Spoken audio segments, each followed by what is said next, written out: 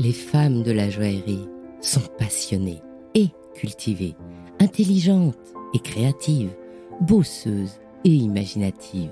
Elles sont brillantes. On imagine le monde des bijoux comme un secteur léger et opulent. La réalité est autre. C'est un monde qui exige l'excellence dans tous les domaines. Un monde de travail acharné, des artisans d'art aux mains de fée aux groupes internationaux à la puissance supranationale. Et dans ce monde protéiforme, les femmes ont dû se sertir une place. Et elles ont réussi parce qu'elles sont brillantes. Dans ce podcast, Brillante, je vous fais découvrir non pas l'envers du décor, mais la réalité du monde joaillier au féminin en interviewant les femmes de la joaillerie. À chaque fois, je leur demande un conseil pour une jeune femme qui serait tentée par ce monde où le scintillement de vitrine cache l'exigence du travail et de l'investissement personnel, pour que la prochaine génération se prépare ainsi à devenir brillante.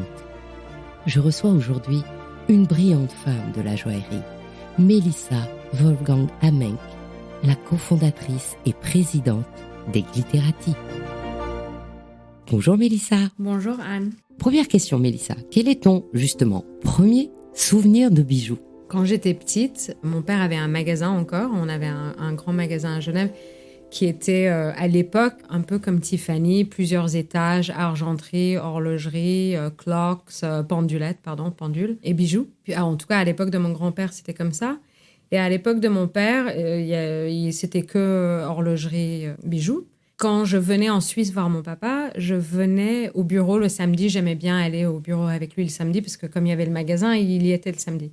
Son bureau était au-dessus et j'adorais fouiller dans son coffre. Et il y avait un sachet de pierre avec plein de diamants, des petits diamants de couleurs. Il y avait de toutes les couleurs. Et moi, je ne savais pas que c'était des diamants à l'époque. Et il me disait un petit peu pour m'occuper, je pense aussi, qu'il me payait 1 franc pour chaque pierre que je nettoyais. Donc, il me donnait un pot de chamois et puis je sortais les pierres et je les nettoyais un par un. Et puis, je devais avoir quand même, en tout cas, 8 ans parce que je savais écrire. J'écrivais sur un bout de papier et je le sais encore très bien parce qu'il a encore le bout de papier dans le même sachet de pierre, il l'a gardé. Je ne savais pas exactement ce que c'était, donc je mettais dark blue stone, clean, et puis je notais un peu les impressions que j'avais des pierres et à côté, je notais que c'était propre et puis comme ça, il me payait. Et je ne savais pas qu'il avait gardé ce bout de papier et quand j'ai commencé à travailler pour lui, il y avait encore le sachet de pierre. Je lui ai dit « Ah, mais tu n'as jamais rien fait avec ces pierres ?» Il me dit « Non, je veux... » Il ne m'a pas dit « Je vais les garder parce que c'est pour toi ». Il m'a juste dit « Non, je ne les vendrai pas ».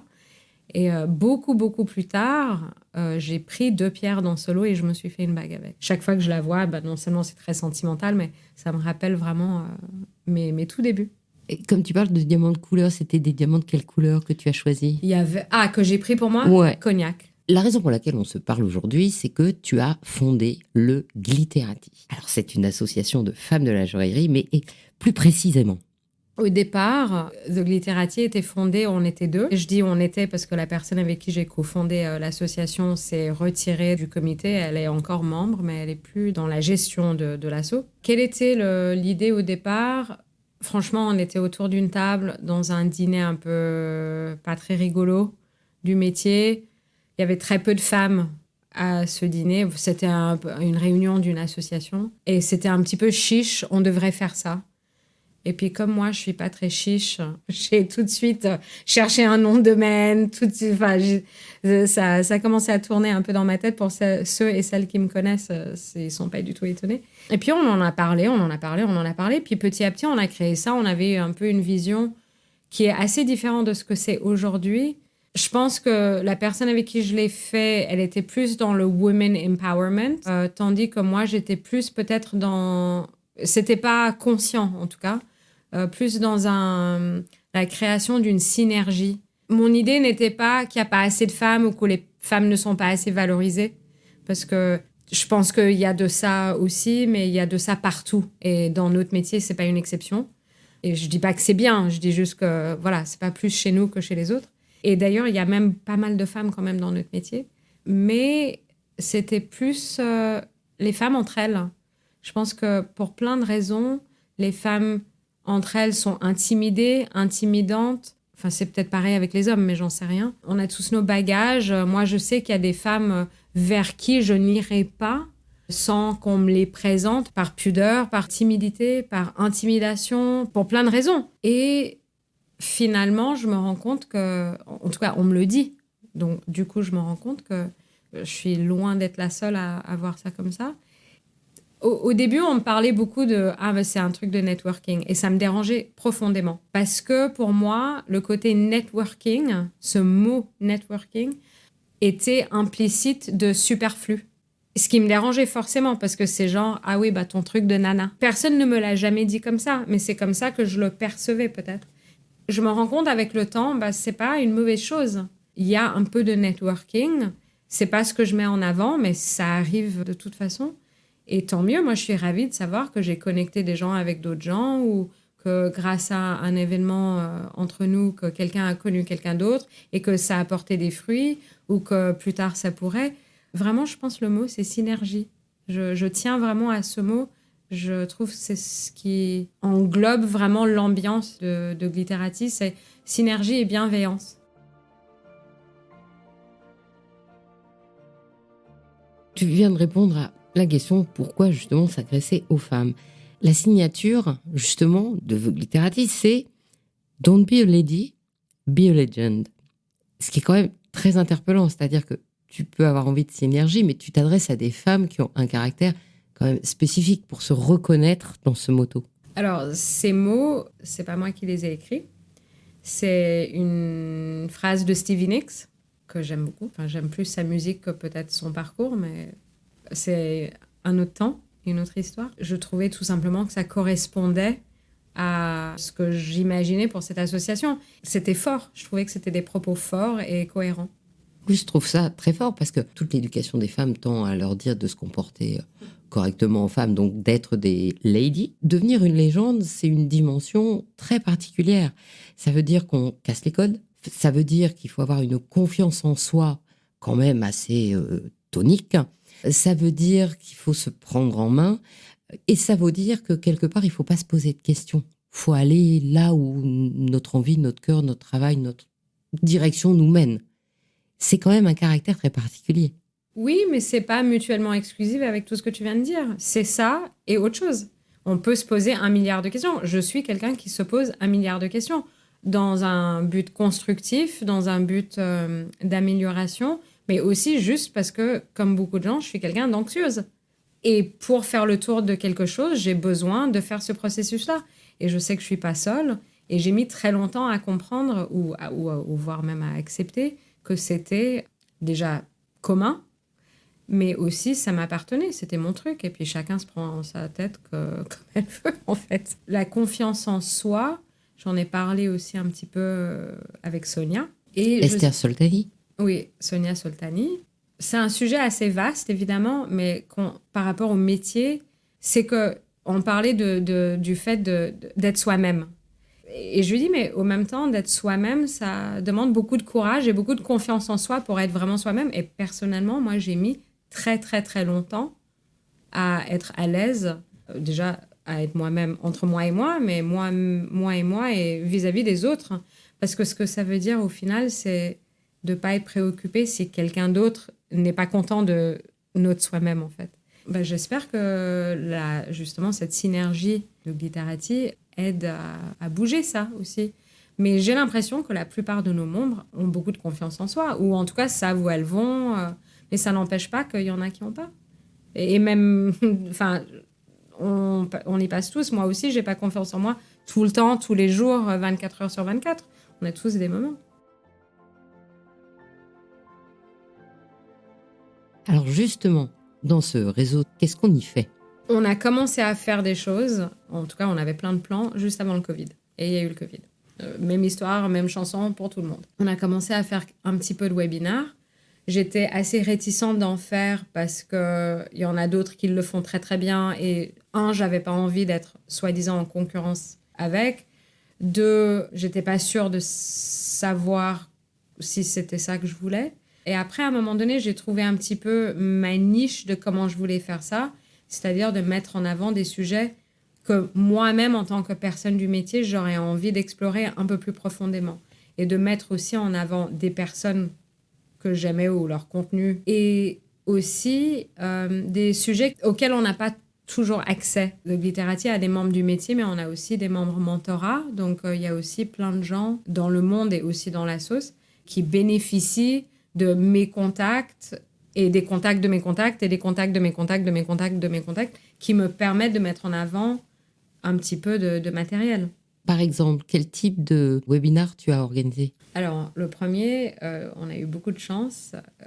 On a fait avec la directrice du marketing joaillerie de Chanel, donc qui nous a fait toute une présentation sur les bijoux Chanel avec Vanessa Cron, évidemment. C'était grâce à elle que ça a eu lieu. J'en ai fait une moi-même avec Marie-Cécile Cisamolo sur les bijoux des années 70, la vie un peu glamour de cette époque et les bijoux qui allaient avec. Et ça, on refera aussi sur un autre sujet. On a fait avec Valérie Desmurs et Mimi Lipton, qui a une collection privée extraordinaire, qui a eu toute une vie extraordinaire. On a eu avec Pascal Lepeu pour la collection Cartier. On a eu avec Rima Keswani, qui a écrit le livre sur les bijoux Shindé, parce qu'elle a travaillé avec lui. Le prochain, c'est avec Renato Cipulo, qui est le frère de Aldo Cipulo, qui a publié le livre avec Vivienne Becker Cipulo et Assouline. Et lui, il fait ça avec Sharon Novak, sur évidemment son frère Aldo Cipulo, les bijoux de Aldo Cipulo, et aussi les siens. À la fin, il va présenter sa collection qui est très jolie. Et après, c'est au fur et à mesure qu'on annonce. Et après, il y a les vacances. Voilà, après, il y a des vacances. Et on fait aussi des événements entre membres. Et donc, ces événements, parce que tu as commencé à Genève, ces événements, ils ont lieu que à Genève? J'essaye maintenant, justement, de mettre en place un processus. C'est pas encore tout à fait réfléchi et abouti dans ma tête, pour que les membres soient un petit peu plus autonomes entre elles dans les différentes villes. Donc, je vais voir comment je vais gérer ça. À terme, tu voudrais que chaque pays ait ses Glitterati? On est global, on est sur 4 continents et il y a des membres dans beaucoup de villes. Le seul endroit où il y a vraiment très peu de membres pour faire des événements ensemble, c'est Hong Kong. On a quelques-unes à Hong Kong, une à Singapour, on en a pas mal à New York, pas mal à Los Angeles, pas mal à Paris, pas mal à Genève. Je suis sûre que j'oublie des choses, mais il y en a vraiment. Londres, évidemment, il y en a partout. Comment on fait pour devenir une Glitterati? On dit bien ça, on dit une Glitterati girl, on dit une Glitterati. Hein. On peut dire les deux. On n'a pas trop de règles chez The Glitterati, à part les critères pour s'y joindre. Alors, pour devenir une Glitterati, on va sur le site www.theglitterati.ch et on remplit un formulaire pour join. J'aime que ça soit fait comme ça parce que ça me permet d'avoir après toutes les informations dans une database.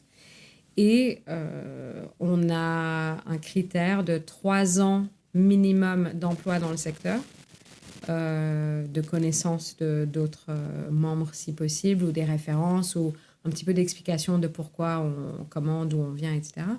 Et on a aussi des membres mentorat pour celles qui n'ont pas les 3 ans d'expérience, justement, mais qui doivent absolument être employées dans le secteur. Même si elles ne sont pas depuis 3 ans, mais qui doivent avoir un emploi dans le secteur. Et ça paraît un peu pénible, mais c'est vraiment parce qu'on n'est pas là pour trouver des jobs pour les gens. Et c'est dur comme je le dis, mais c'est juste par rapport à la responsabilité que ça comporte. Après, si en parlant avec d'autres gens et en connaissant d'autres membres, on fait du business ou on décroche un travail, je suis ravie. Mais moi, je ne fais pas d'intermédiaire ni pour le travail, ni pour l'achat et la vente de bijoux ou de pierres ou autres, parce que c'est une responsabilité que je n'ai pas envie d'avoir. Et quand tu dis qu'on doit avoir 3 ans dans le secteur, c'est dans le secteur au sens large? Oui. Marketing, je dis tout et n'importe quoi. Marketing, polisseuse, sertisseuse, joaillière, acheteuse de pierres. On a des gens dans la presse, des journalistes, on a des gens dans le diamant, on a des gens dans la pierre de couleur, on a des gens de la place Vendôme, des vendeuses en boutique, des assistantes administratives dans des bureaux, On a vraiment toute la panoplie du métier. C'est vraiment transversal. Oui. Voilà, et il n'y a pas de sous-métier. Enfin, c'est ça que je veux dire. Oui. Chez nous, le métier, c'est le métier. Des enseignantes, des profs, tout. Et c'est pas la peine d'être, j'allais dire, coopté. On aime mieux. On n'est pas à la recherche de quantité. On est à la recherche de qualité. Donc forcément, on cherche des gens qui peuvent apporter des choses aux autres. Aux autres, que ce soit à d'autres membres ou surtout celles qui cherchent du mentorat. Et on a un comité de mentorat, pardon. Qu'est-ce que tu voudrais que toutes ces femmes fassent ensemble ? Ce que je pose comme question là derrière, c'est est-ce que l'idée, c'est que donc partout, il y ait des glitterati, ou que du coup, l'idée de ce glitterati, c'est je vais à New York, mon premier réflexe, j'appelle les glitterati. Aussi, ouais. Tu vois, c'était... Mais moi, j'ai ce réflexe même. Même moi, j'ai ce réflexe. Je suis à Paris une semaine entière. Je me suis rendu compte que moi-même, on est, je crois, 18 ou à peu près 20 membres à Paris. J'avoue que je connaissais peut-être déjà entre 8 et 10. Ça rapproche aussi beaucoup. Ça m'a permis d'organiser un événement ici à Paris. Oui, c'est sympa d'avoir ce réflexe, de se sentir un petit peu protégé, c'est pas le mot, mais un petit peu choyé par des autres personnes qui, ça lie, que ça crée des liens. J'aime créer des liens. Maintenant, je vais poser des questions un peu plus, je vais dire personnelles. Bon, pas tant que ça quand même, hein. On reste raisonnable. Donc, je sais que tu es née dans le monde des bijoux. Est-ce que tu veux bien le raconter à nos éditeurs et nous dire, parce que du coup, tu fais partie de la 5e génération. Pardon, 6e, c'est toi la 6e en fait. Et donc, ma première question après derrière, c'est en tant que fille, puisque donc c'est une histoire de famille, est-ce que tu as eu des bonheurs et des difficultés, et en tant que femme dans ton travail aujourd'hui, que tu es grande, eh bien, pareil, quels sont tes bonheurs et tes moments plus compliqués. Donc, est-ce que tu peux nous raconter un peu tout ça ? Alors, tu nous as déjà parlé de ton papa. Je ne pense pas avoir rencontré des difficultés dans mon travail parce que je suis une femme. Je ne pense pas. Mais après, je ne connais pas autre chose, donc je suis incapable de vraiment le dire. Alors, est-ce que, oui, j'ai eu affaire à certaines personnes un peu plus misogynes que d'autres ? Bien sûr, mais je pense que ça existe dans tous les métiers. Enfin, c'est même pas que je le pense, j'en suis certaine que ça existe dans tous les métiers. Il est vrai qu'on fait un métier où il y a beaucoup d'hommes. Enfin, c'est historique. Pourquoi ? Parce que beaucoup de diamantaires sont des juifs religieux. Et dans la religion juive, c'est les hommes qui travaillent. Et c'est pas, je pense pas que c'est une histoire d'être misogyne, c'est juste comme ça. C'était comme ça avant, c'est comme ça maintenant. Après, ça n'empêche pas que les femmes travaillent. Moi, mon arrière-grand-mère travaillait.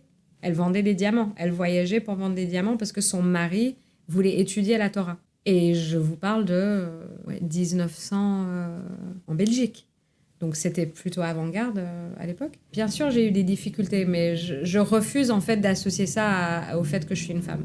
Je pense que j'ai eu de la difficulté parce qu'on en a tous eu, peu importe d'où on vient et qui on est. Travailler en famille, c'est pas facile. J'ai pas que travaillé en famille, j'ai travaillé pour d'autres gens. J'ai fait 2 ans chez Christie's et 2 ans chez De Grisogono avant de travailler au sein de ma famille. C'est un métier qui est dur. Il y a énormément de personnalités dans notre métier. Il y a énormément de gens de personnalités fortes. C'est un métier qui est créatif.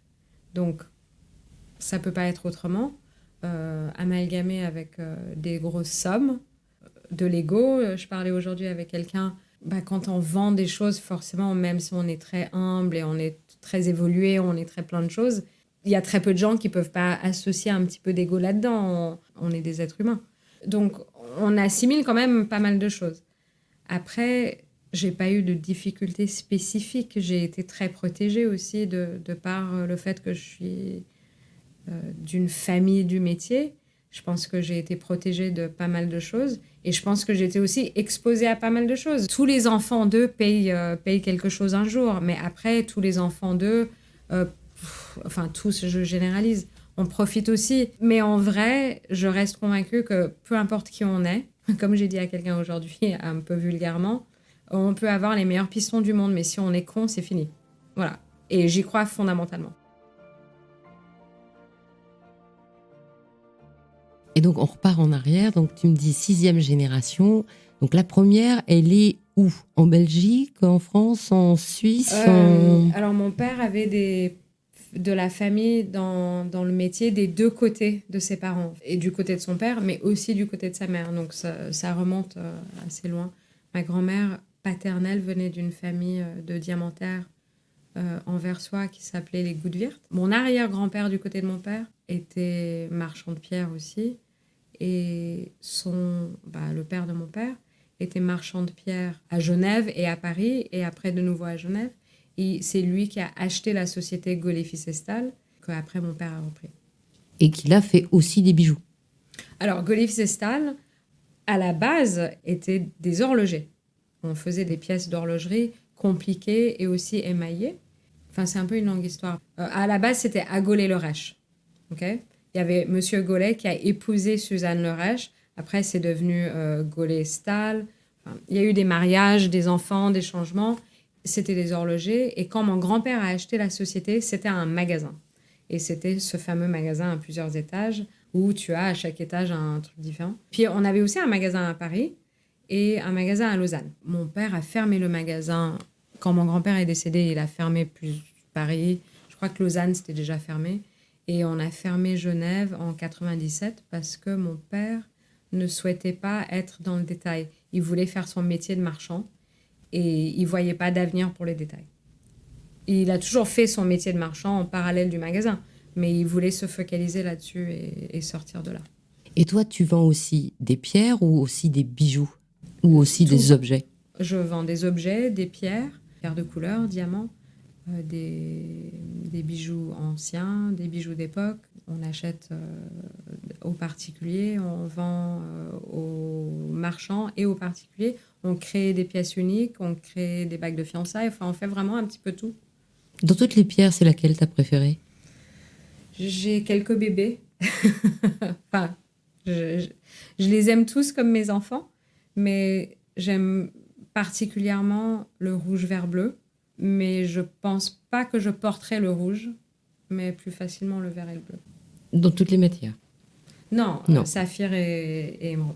D'accord, non, mais parce que en fait... Non. Pas du diamant bleu et du diamant vert. Dans tous les bijoux d'époque ancienne que tu vends, est-ce qu'il y a quelque chose, une époque que tu préfères, une bague, une forme que tu préfères? J'ai une grande sensibilité pour les bijoux des années 40. J'aime les choses fortes, j'aime les formes fortes, j'aime les choses de caractère. J'aime bien les bijoux délicats. C'est pas ce que je porte le plus et c'est pas ce que j'achète quand j'achète des choses pour moi-même, c'est pas ce que j'achète le plus. Oui, j'aime les choses de caractère, enfin ça me ressemble aussi.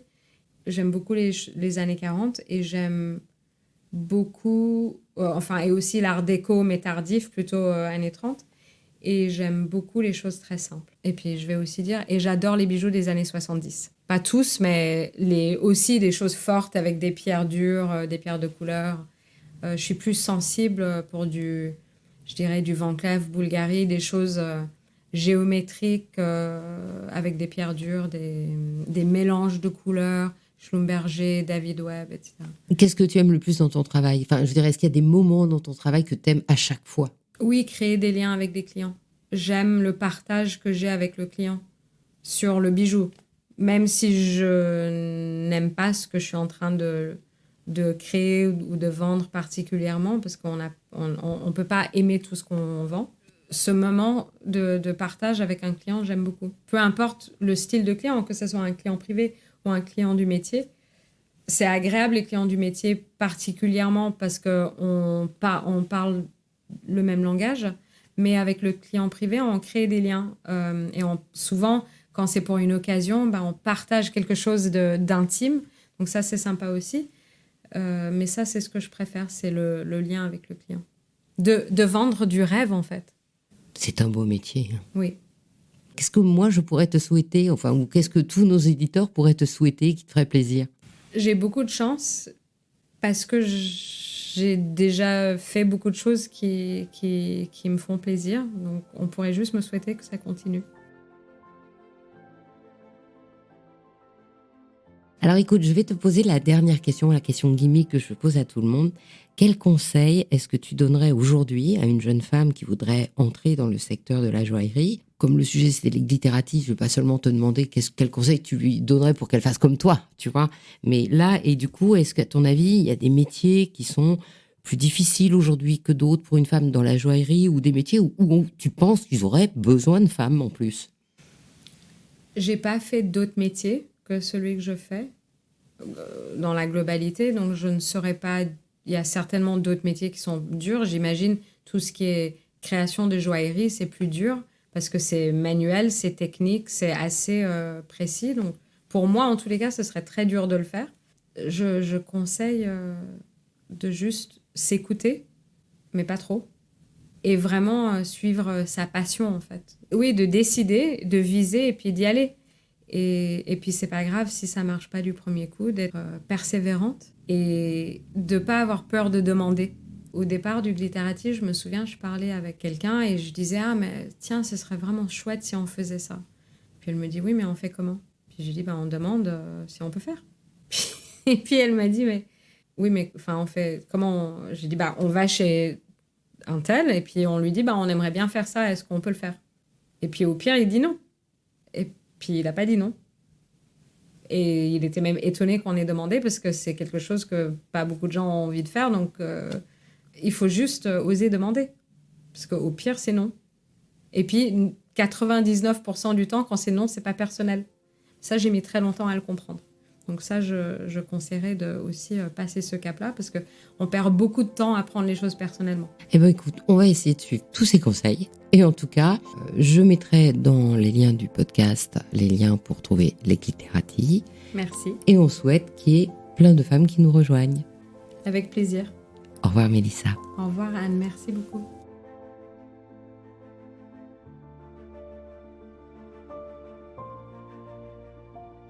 Je vous invite à me faire part de vos commentaires, de vos réactions, de vos envies ou de vos questions pour Mélissa sur les réseaux sociaux d'Il était une fois le bijou. Je suis Anne Desmarais de Jotan et je donne une voix au bijou chaque dimanche.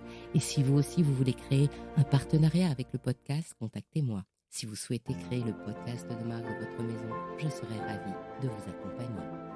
Notre prochain rendez-vous sur ce podcast sera en septembre.